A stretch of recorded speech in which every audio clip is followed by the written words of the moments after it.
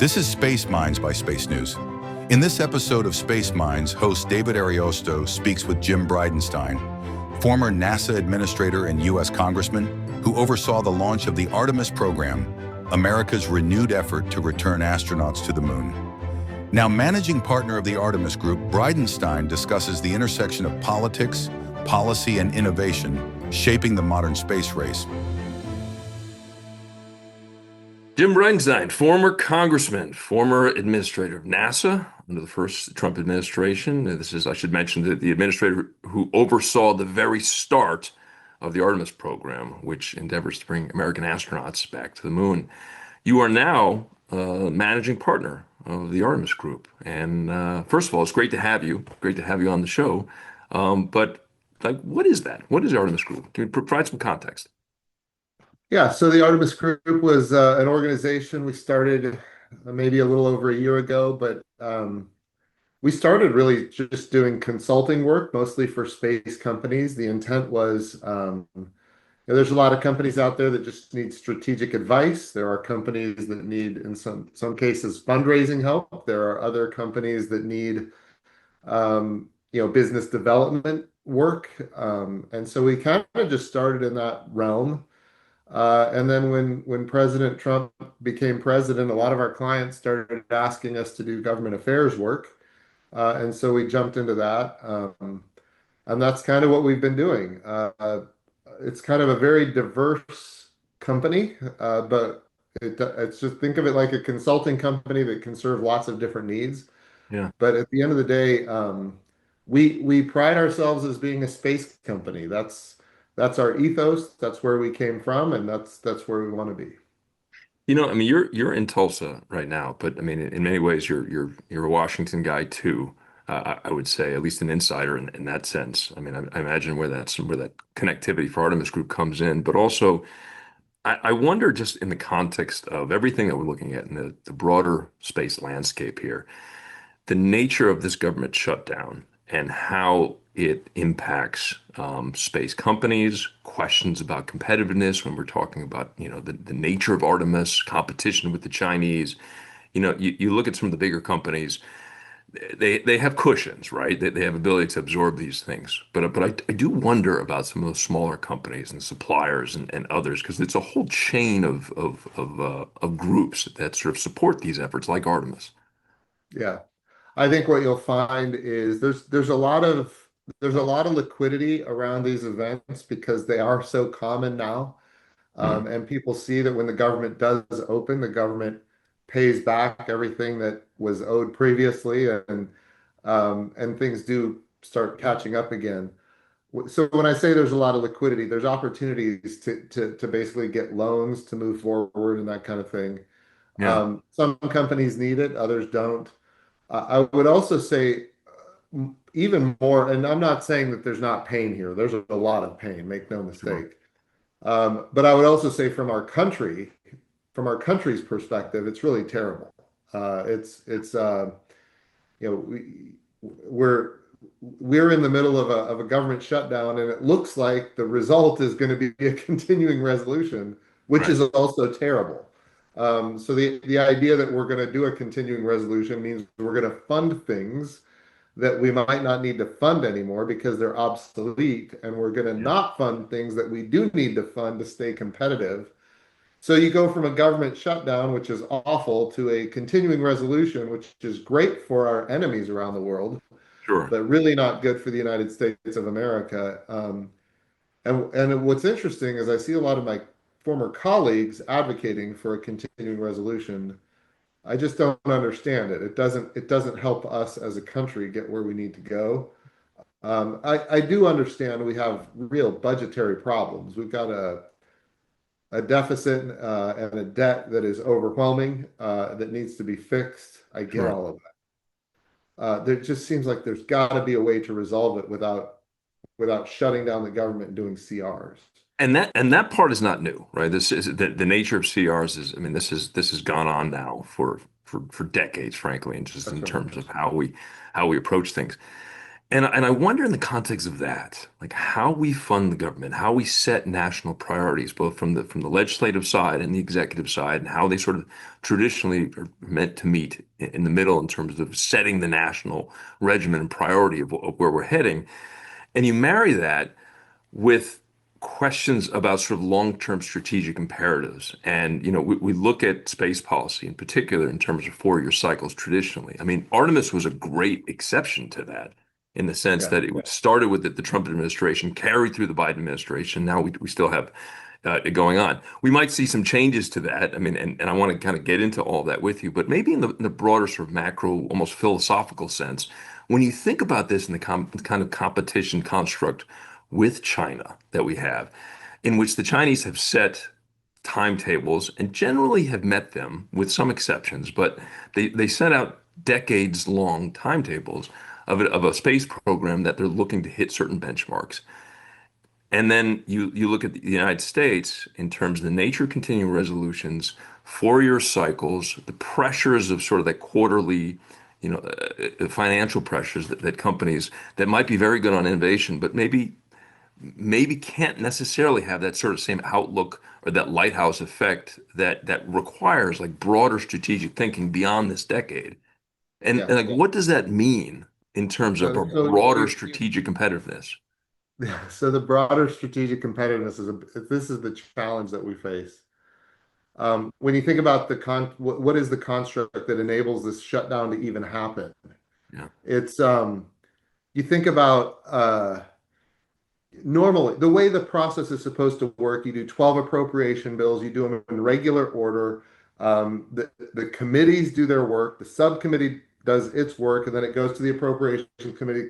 The appropriations committee passes the bill, it goes to the floor. There's an open amendment process where members of Congress can come and advocate for their priorities. They might win, they might lose, but they have an open amendment process where they can represent their constituents. And if all goes according to plan, you pass a bill at the end that has broad consensus. That's the intent.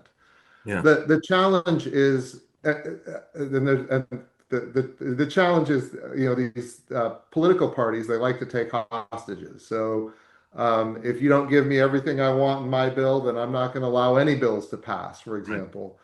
We've got this 60 vote threshold in the Senate. That means anybody can hold anything up. And that happens, which is what's going on right now. They're filibustering to prevent a bill from passing. And by the way, I'm not blaming one party or the other. Both parties do it. Both parties have a history of doing it. It's not new, as you've said.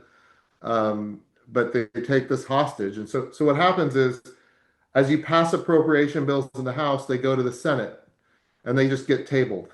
And they get tabled and they get tabled. So you could pass 10 appropriation bills in the House, they all go to the Senate and they all die. Yeah, And then you've got to do everything all at once in one fell swoop with a massive omnibus spending package. yeah, Oh, but we're not going to do that unless you give us this, thing that we want. And if you don't give us this thing we want, we're going to make sure the government shuts down. And that's where we are. I think it's a terrible way to govern. I will also tell you that when I was in Congress, I used to talk about the government shutdown is really just for discretionary spending. Mandatory spending goes forward. Medicare, Medicaid, Social Security, Obamacare, those are all on the mandatory side of the ledger. And when I was in Congress, I used to say, look, two-thirds of federal spending is mandatory. Only one-third is discretionary, and half of that one-third is defense, right. which historically there was broad bipartisan consensus that we should defend the country. Um, but it's not a third or it's not a third and two-thirds anymore. Now it's three-quarters is mandatory because the mandatory spending continues to grow Right. because it doesn't have a check every year. It's if you qualify for the program, you get the program and it runs in perpetuity, and unless Congress stops it, it just continues. Hmm. And of course, no members of Congress want to stop it because somebody will make a video of Paul Ryan throwing grandma off the cliff or whatever. So I shouldn't so, smile. but It's, so now there's like three-quarters of federal spending that is now mandatory and only one quarter that is discretionary. So now we're really fighting over a smaller part of the total overall budget. I'm not saying that the government on that mandatory side is shrinking. I'm saying that on the discretionary side is shrinking. The mandatory side is just growing. And Well, over time, it's just going to continue to put pressure on the discretionary. Anyway, probably more that, I than mean, I take your point on all that in terms of just kind of like the nature of status quo and certain, aspects of keeping the machine running. There are yeah, some pretty notable exceptions to that. But like when you're trying to do bigger things, right? When you're trying to go to the moon, when you're trying to establish orbital infrastructure that, yes, it's relying increasingly on private sector companies.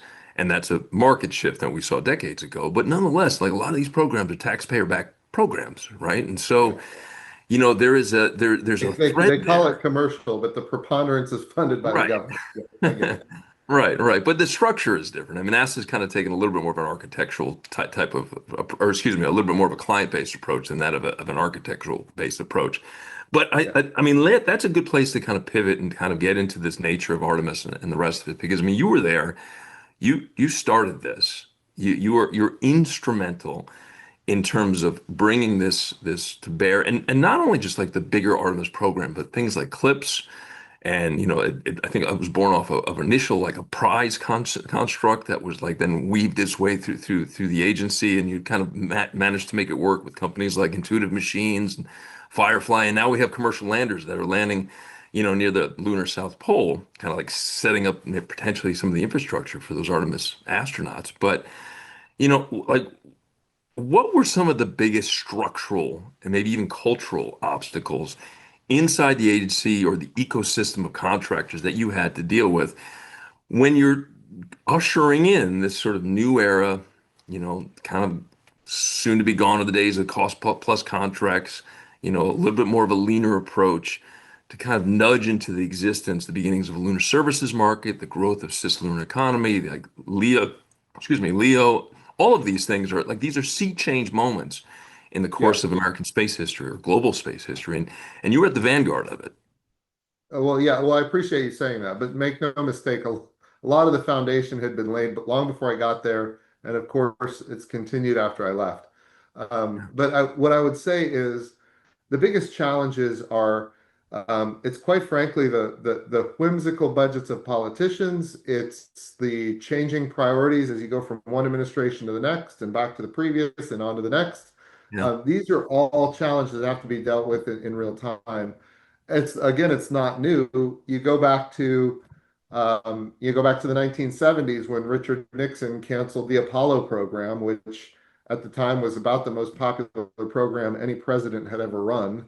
right, But he decided it needed to be canceled, so we canceled the Apollo program. We had a huge gap before we got to the space shuttle program. We eventually did get to the space shuttle program. We built the International Space Station, but even after the space shuttle retired, we had a huge gap before we got to commercial crew, and so that was a challenge, of course.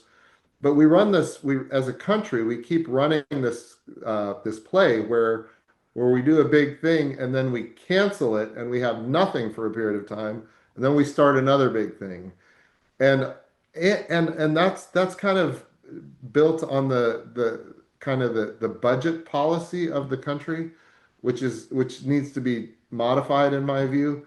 But I would also say if you look at, for example, the Constellation program, which got canceled by the next administrator, you go back in time to the Space Exploration Initiative of George Herbert Walker Bush, which right. got canceled by Bill Clinton, and then the Vision for Space Exploration of George W. Bush, which got canceled by Barack Obama.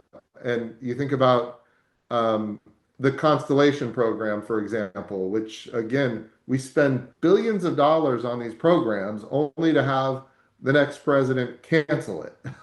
And because of that, the billions of dollars, it's just sunk, it's gone, it never comes back, and it's complete waste. So, However, I mean, from in that context, then, like if a driving motivation behind a lot of this is not only sort of the lunar development and development of Earth's orbits in terms of commercial activity and everything that, I know you've talked about quite a bit in terms of pharmaceutical research and, all the amazing things you can do with microgravity.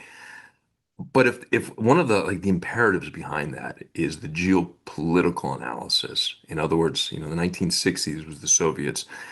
Now it's the Chinese, and there's a nexus there between the questions of security and stability and growth in the space market and space economy. And I wonder, given like your comments recently about the probability of beating China to the moon approaches zero rapidly. Those are big words, and I wonder like what's behind them, what's driving that Yeah. that sentimentality. Well, so again, in my view, to get away from the whimsical budgets of politicians and changing priorities of presidents that come and go, what you have to do is you have to commercialize as much of this as possible, and you have to bring in capital that is not driven by the politicians. And if you can do that, you can have some more sustainability, more stability in the markets and that kind of Sure. thing. So that's when we think about, the CLIPS program, which you mentioned, Commercial Lunar Payload Services, the idea was, the Google Lunar X Prize was canceled. Nobody won it. It was $25 million. And of course, China was about to land on the far side of the moon for the first time in human history. And we needed to get to the moon quickly. How do we do it? Well, let's take these innovative entrepreneurial companies that invested hundreds of millions of dollars in many cases to participate in the Google Lunar X Prize, and let's Right. create a prize at NASA. And so that was the intent. Now, we weren't able legally under the federal acquisition regulations, we weren't allowed to do a prize. My lawyers correctly informed me. As much as I tried to make that change, that was the I mean, reality what resulted was arguably better in some ways in terms of in like, some yeah, ways. So we yeah, just said, okay, well, if we can't do a prize, we'll take NASA payloads that we want to get to the moon, and we'll give you a chunk of cash for achieving an outcome that we need, which in a way it ends up being a prize. And so that was the genesis of the Commercial Lunar Payload Services Program, modeled off after the Google Lunar X Prize. Um, and of course, not just that, it's also modeled off after the commercial resupply program and the commercial crew program. So we had a lot of different models out there and trying to figure out how do we get to the moon yesterday. That was the right. goal. So Um, if you can nudge into the beginnings a lunar services market or a market in Leo. Leo's a little bit different because there are existing markets, particularly things like pharmaceuticals and companies like Varda bringing back, what they can kind of create in orbit and the nature of telecoms and all, surveillance. All of these things are kind of tapping into existing market structures. Cislunar is a little different. Lunar is a little different. Anything beyond that, it strikes me as that requires taxpayer funding in a pretty sizable amount. And so if you're trying to kind of nudge into existence a commercial sector that can be somewhat impervious to changing administrations, it's almost like you got to do it in a way that weans itself off some of these taxpayer dollars. Or am I missing it? well, I think you're right in some sense, but I would also argue if you look at low Earth orbit, yes, there is a satellite communications market that exists. Hmm. Uh, But the vast preponderance of the low Earth orbit economy is driven by government spending, including the communications market, make no Yeah. mistake. So to say that low Earth orbit and cislunar orbit are going, or cislunar, the cislunar domain are going to be different, I would say they're kind of in the same category. It's just that the low Earth orbit is far more mature right now, Hmm. but it's been highly driven by government spending. And I Sure. would argue that given what's happening in space these days, we're glad that the government spent that money. Yeah. When you think about, the aggressiveness that we're seeing from adversaries around the world towards space with anti-satellite missiles and co-orbital anti-satellite satellites and jamming, spoofing, dazzling, hacking, all these different things. We have to proliferate, we have to network, we have to have the ability to be resilient, to have sustained maneuver, to maneuver without regret. All these things have to come into be, Yeah. and they exist because you have the government willing to invest and private sector come in alongside and say, look, there's commercial applications here too. Right. We want to be able to have dual use capabilities. All that's good. I think you're going to find the same thing in cislunar. It might be a little different over time, but I would also argue in cislunar domain as it relates to government spending, we're going to need communications, we're going to need navigation, we're going to need the ability to maneuver fast in long distances. So we're going to have some advanced propulsion capabilities. So I don't think it's going to be any different. I think, will the government buy services? Yes. Will the government own and operate hardware? Yes. That's really the difference between what they define as commercial and government owned and operated. But Hmm. even on that commercial front, it's a lot of that. It's really not commercial. It's the government buying services. That's what it Sure. is. Yeah. And then those folks providing the services looking for customers that are not the government, Right. which we fully support. We want as much commercial activity as possible because it drives down the cost of the taxpayer and increases the access for everybody else. And then that circle, I mean, I think that what you sort of point to, that circle kind of expands out further. You start with Leo, then Geo, then sort of cislunar and lunar, and it just kind of broadens out. Questions about, whether a purely commercial company could operate in terms of lunar surface.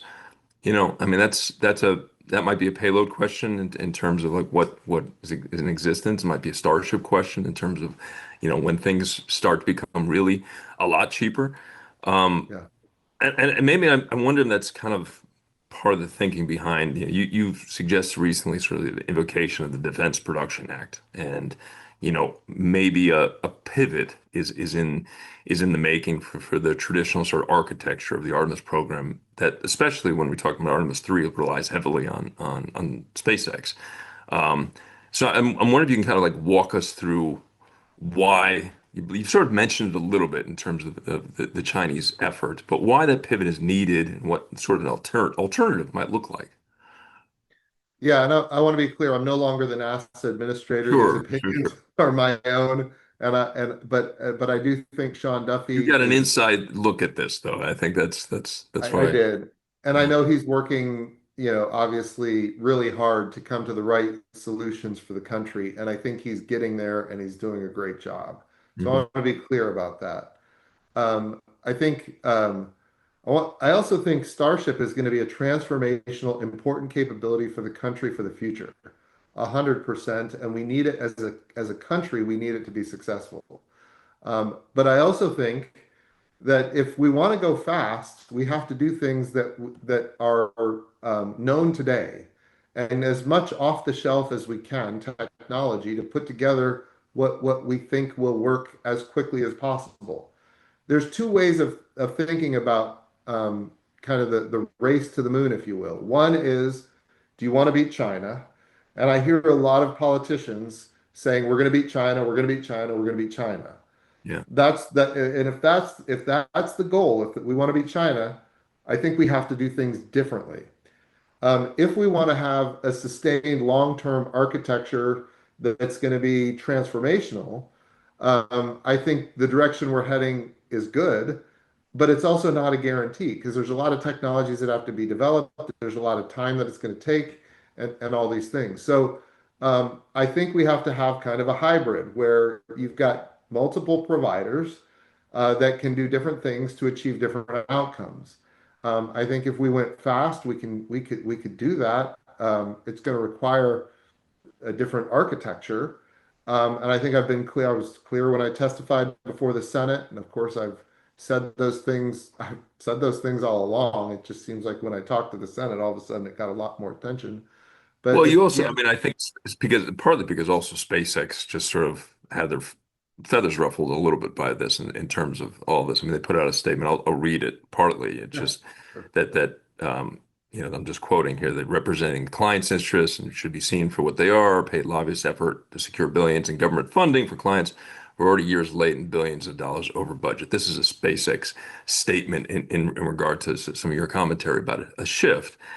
And I'd be remiss if I didn't ask you just to respond to that. But I think also maybe in the broader construct of what this looks like and what winning looks like against the Chinese. I think that's the bigger question in all this. Maybe Yeah, you could ask both of them, answer both of them. yeah.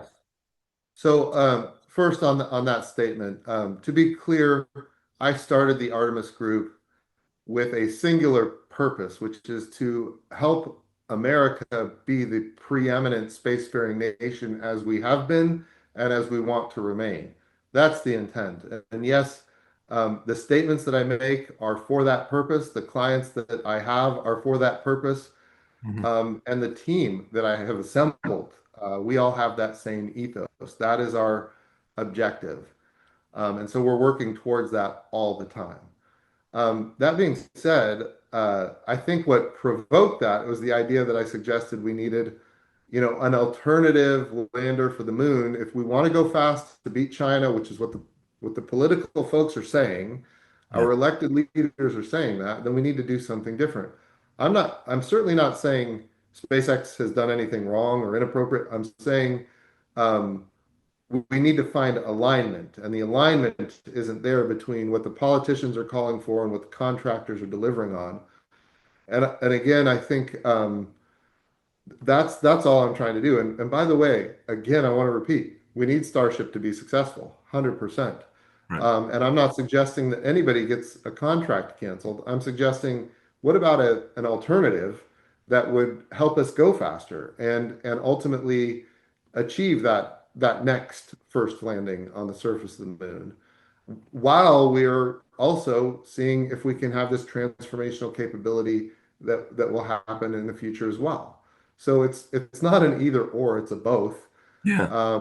And my intent was never to ruffle anybody's feathers, but I Well, guess this happens. it It happens, just right? it just happens. Um, Yeah, I would.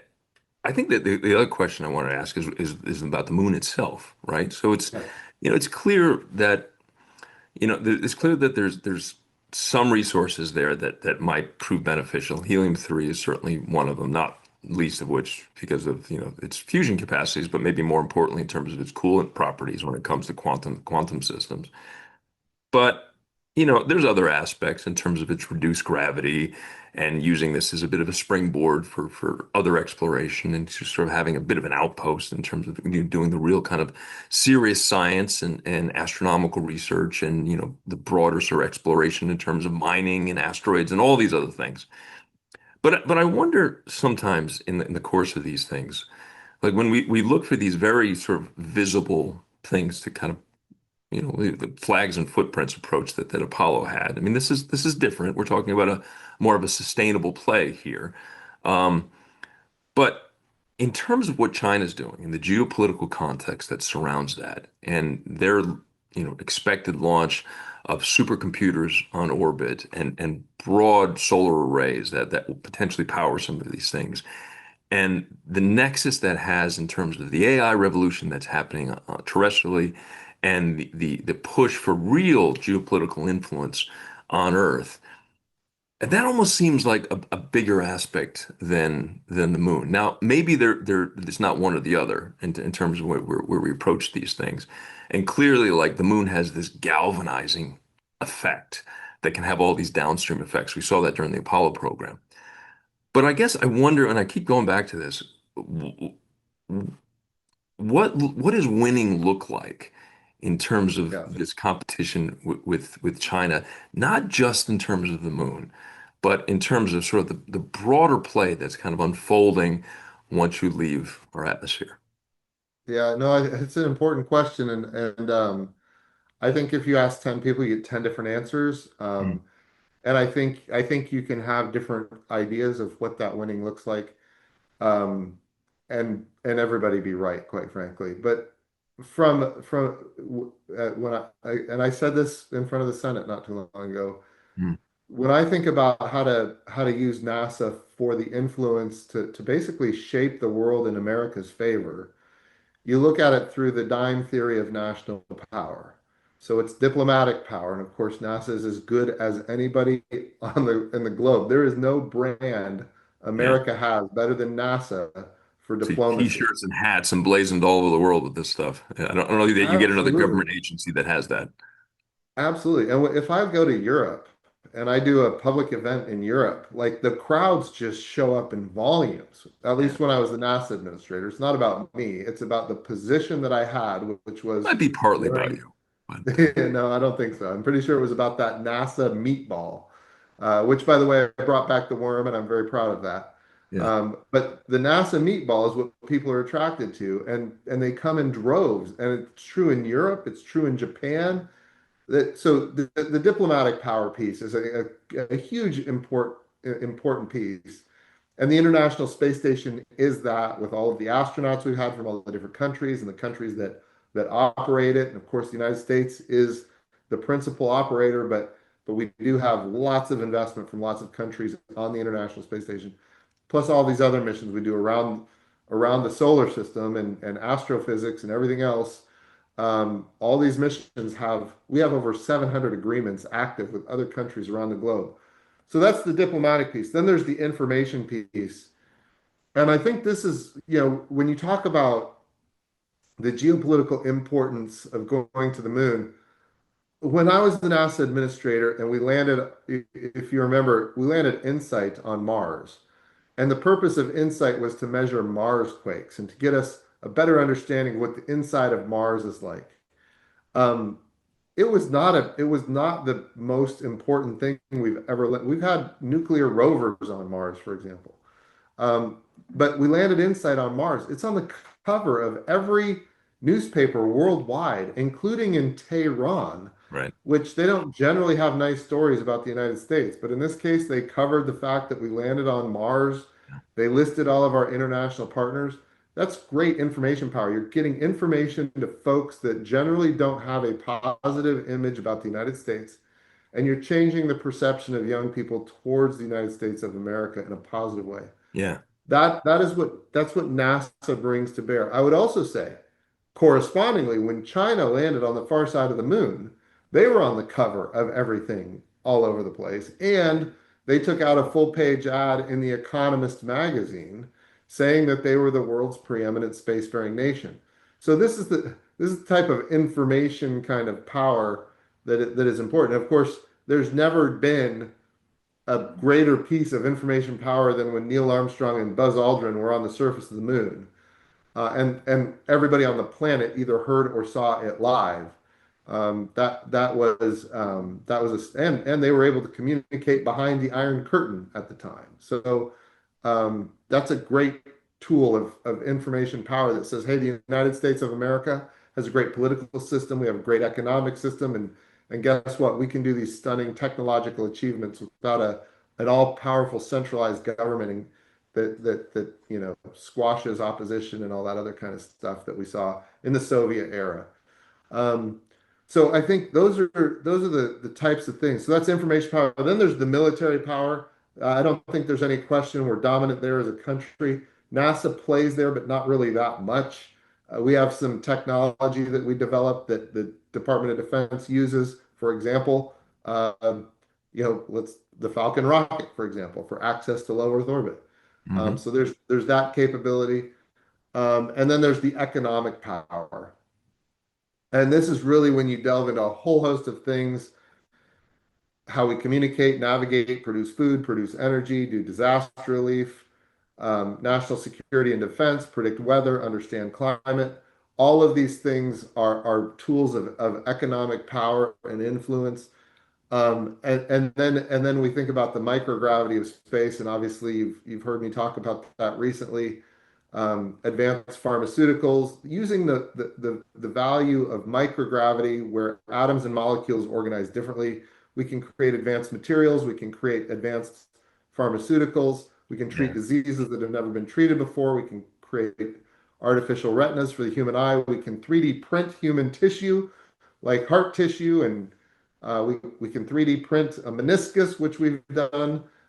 We've done it with vein tissue and skin tissue and a lot of other tissue, but today it's tissue. In the future, it's going to be full organs. It's yeah, transformational for how we live. And by the way, we're either going to lead in those areas. When I talk about advanced materials, China is using their space station for hypersonic missile development capability, new materials that are going to make them superior in hard, thermal resistant materials for hypersonics. yeah, We're going to fall behind if we don't use microgravity. And this is why we can't have a gap. I've been so clear on this.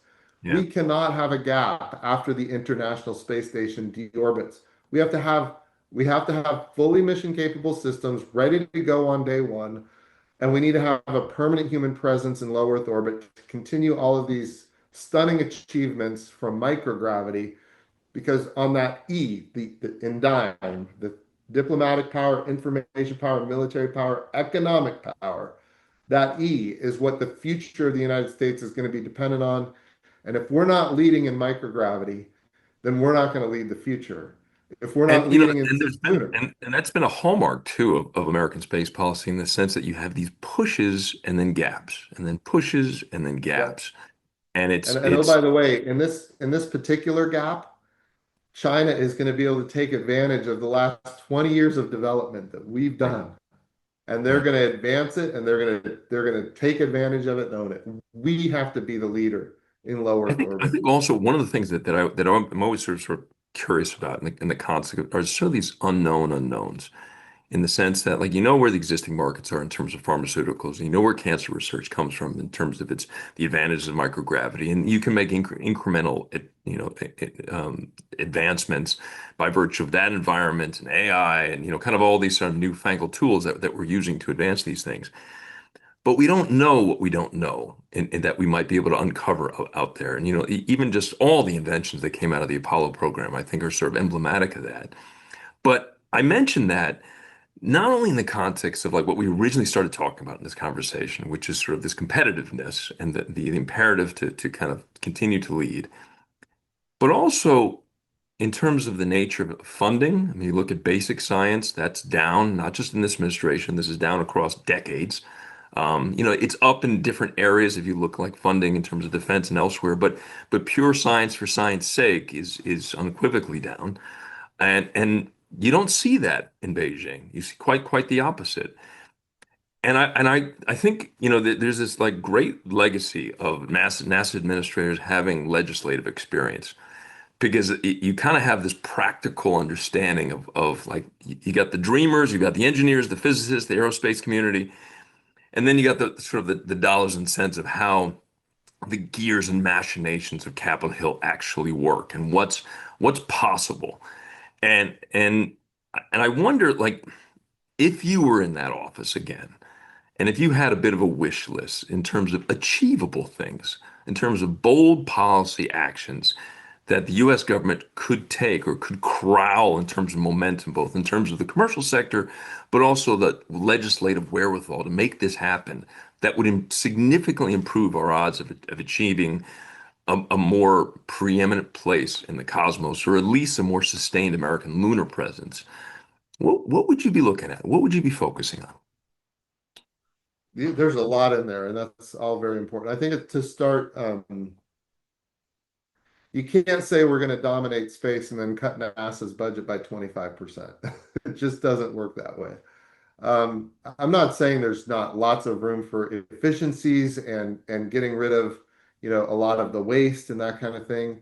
But remember, NASA's budget is 1/3 of 1% of the federal budget. Um, you could cut 25% of it and you haven't made a dent in the deficit with the debt. I mean, it's just, but it makes a huge impact when it comes to economic power of the future. So I think that's something we need to keep in mind going forward. And our members of Congress need to understand that. We need to get this government open, and we need to do appropriations, and we need to get things moving forward in a good way. So I think that's maybe a starting point. I would also say, as it relates to basic science, as you mentioned, there was a time when Albert Einstein was contemplating this thing where time and space were the same thing, and that it can be changed. If you accelerate, you can actually slow down time, and if you make the universe bigger, time slows down. If you make the universe smaller, time speeds up. This whole time-space continuum was something that he was getting government research dollars for back in the day when people were like, "What are we studying this for?" Well, it turns out that all of that research makes something called GPS possible. Right. because these satellites are moving super fast, and they But have to I don't understand think who was funding that was thinking, oh, this is good for GPS, right? that's right. Yeah, There is nobody in the 1930s or whatever the date was that was thinking, you know what, we're going to have this constellation of satellites in orbit, and they're going to be used for navigation and timing, and they're going to drive our wireless networks for our cell phones. They're going to drive, a timing signal for the banking industry and the power grid, and ultimately we're going to navigate all over the globe with this. I'm pretty sure that wasn't the intent back then. But the outcome is that this scientific knowledge put the United States as a dominant player for years into the future. And I would argue the James Webb Space Telescope does that as well. As we learn more and more about the cosmos, we're learning about physics. We're understanding physics in ways that have never been understood before. And if we do it right, if we use that knowledge appropriately, again, it will set the United States apart for the next 50 years. the So other side of that is just a quick interlude is that my father, who is not a space guy by any stretch, will routinely send me photos that are derived from James Webb, and so it has this sort of knock-on effect in terms of the psychology of the nation, psychology of the globe, in terms of public awareness, almost like this. If you were to take it to a step further, it almost has like this almost Copernican level effect in terms of like our place in the universe, and then the curiosities and what the downstream effects are on those, and not necessarily even on the space program, but it could be in other aspects of STEM, healthcare, or what have yeah. you. It's just And interesting how David, these. you just mentioned your father. It's also true of my children. Yeah, The reality is, if we want our kids growing up in the STEM fields and trying to make sure that we are the leaders of the future, we have to be dominant in those STEM fields. And yeah, that's the type of stuff, that's the type of thing that inspires not just the older generation, but also the younger generation. We right. have to do stunning things. It's another reason to go back to the moon. It's a reason to go on to Mars. It's a reason to move quickly so that another generation doesn't pass where we don't have people doing these stunning achievements. Yeah. So yeah, I'm in full agreement, David. It's time to get back to doing these stunning things. Science is always about power at the end of the day. If you understand the science, you get power from it, Right. period. And I don't think most people think of it that way, but it's absolutely true, and it's proven itself to be true throughout time and across cultures. Jim Bridenstine, that is a good place to leave it. Former Congressman, former Administrator of NASA, and certainly now managing partner of the Artemis Group. It is such a pleasure to have you on the show and answer all these questions. I really appreciate it. Thank you. My pleasure, David.